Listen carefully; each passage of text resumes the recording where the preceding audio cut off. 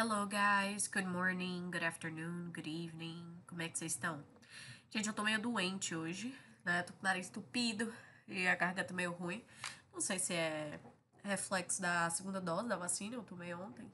Então, mas pode ser só porque eu tô doente mesmo. Então, esse vídeo vai sair meio fanhosa.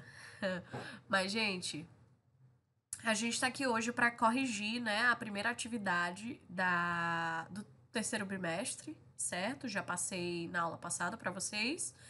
E a matéria dessa atividade é o Present Perfect, né? Então vamos lá, né? Tem todo o esqueminha aqui, né? Eventualmente vai estar o videozinho bonitinho pra você assistir antes de fazer. E aí você tem que completar com Present Perfect Tense. Essa não vai ser a nossa primeira aula de Present Perfect. Ele é um tempo verbal muito importante no inglês.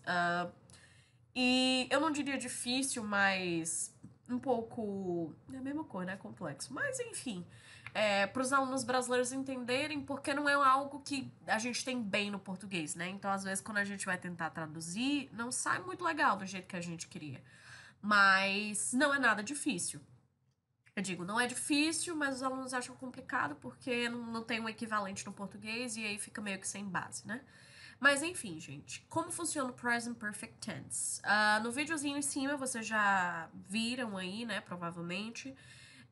O Present Perfect, apesar de ter o nome presente perfeito, ele é usado para falar a respeito do passado. E é um passado que não importa quando a coisa do passado aconteceu. O que importa é que essa ação, que isso aconteceu. E sempre que eu quero contar algo, e não importa quando, a data específica de quando ele aconteceu, eu vou usar o present perfect, né? Qual é a estrutura do present perfect, teacher? O que é que eu tenho que usar para essa frase se considerar um present perfect? Eu tenho que utilizar um verbo auxiliar, que vai ser have ou has, se for he, she, it, né?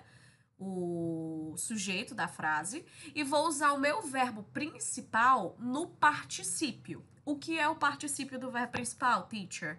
É usar o verbo ou com o ed, se ele for um verbo regular, né? Só adicionar o ed no final, se ele for regular. E isso é para a maioria dos verbos, né? Digamos que 70% dos verbos são regulares, então você bota ed no final de todos.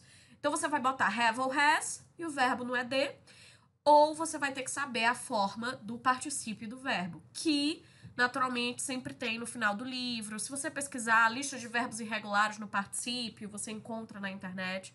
Então, infelizmente, essa parte tem que ser memorizada. Não tem uma regra para como isso acontece. Por isso que ele é chamado irregular. Ele não segue uma regra, né? E aí a gente tem, ó, Karen. Karen é ela. Se é ela, é she. Se é she, o meu auxiliar não vai ser have, vai ser has. O único que tem has aqui é a quarta opção, né? Has sent. O verbo é send. O send, ele é irregular. É só trocar o D pelo T para ele ir pro particípio. Então, has sent me an email. Ela me mandou um e-mail, né? É só não esquecer, gente. Sempre você tem que marcar um item que tem o verbo have ou has e o outro verbo no particípio. Aí aqui, ó, I. Se é I, sou eu. Então não vai ser has, vai ser have, né? Então I have. Já pode ser a primeira, a segunda e só.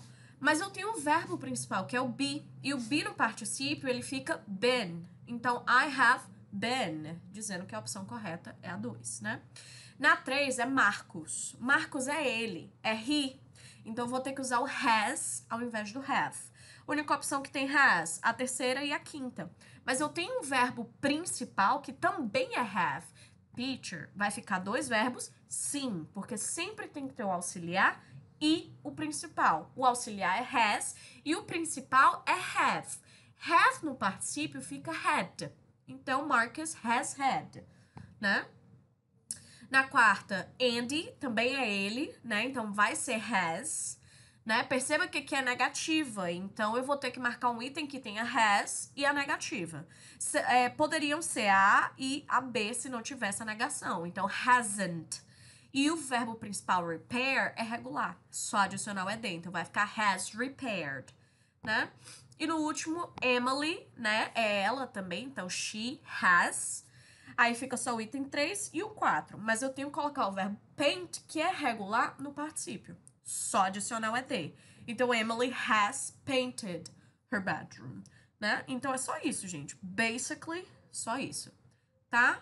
Então é isso, gente. Qualquer dúvida, falem comigo, tá? Nos slides sempre tem o meu número.